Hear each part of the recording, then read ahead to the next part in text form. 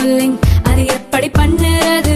காலையில் எழுந்ததும் எதுவும் சாப்பிடாமல் இதயம் வளத்தை வாயில ஊத்தி நல்லா கொப்பளிக்கணும், அப்புறம் அதை துப்பிடணும். இதுதான் ஆயில் புல்லிங்.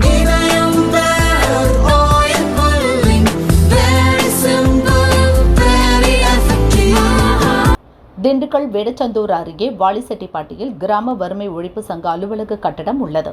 இதில் அங்கன்வாடி மையம், புதுவாழ்வு திட்ட அலுவலகம், ரேஷன் கடை செயல்பட்டு வருகிறது. இங்குள்ள ரேஷன் கடையில் 200 கார்டுதாரர்கள் பொருட்கள் வாங்கி வருகின்றனர்.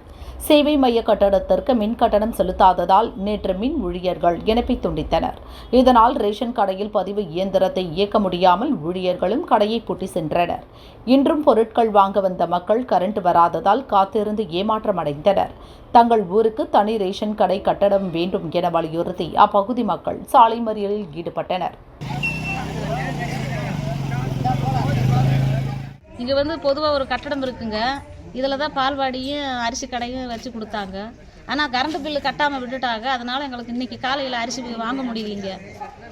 கட்டையை பிடுங்கிட்டு போயிட்டாங்க. அதனால் நாங்கள் அரிசி வாங்க முடியாது, ரொம்ப கஷ்டப்படுறோமுங்க.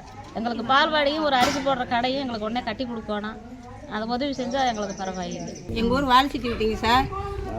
புதுவாழ்வு திட்டம்னு சொல்லி இந்த நூலகம்னு கட்டினாங்க சார். நூலகம்னு கட்டி இப்போ புதுவாழ்வு திட்டத்துக்கு சேர்த்துட்டாங்க. எங்களுக்கு அரிசி போடல, பால்வாடி இங்கே வந்துருச்சு.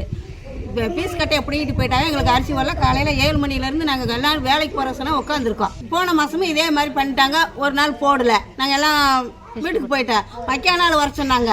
மக்கியா நாள் வேலையை கழித்து நாங்கள் அரிசி வாங்குறோம். ஒரு மாதத்தில் 2 நாள் நாங்கள் வேலையை கழித்து அரிசி வாங்கினா நாங்கள் கூலிக்கு போகிறவங்க எப்படிங்க சார் பிழைக்க முடியும்?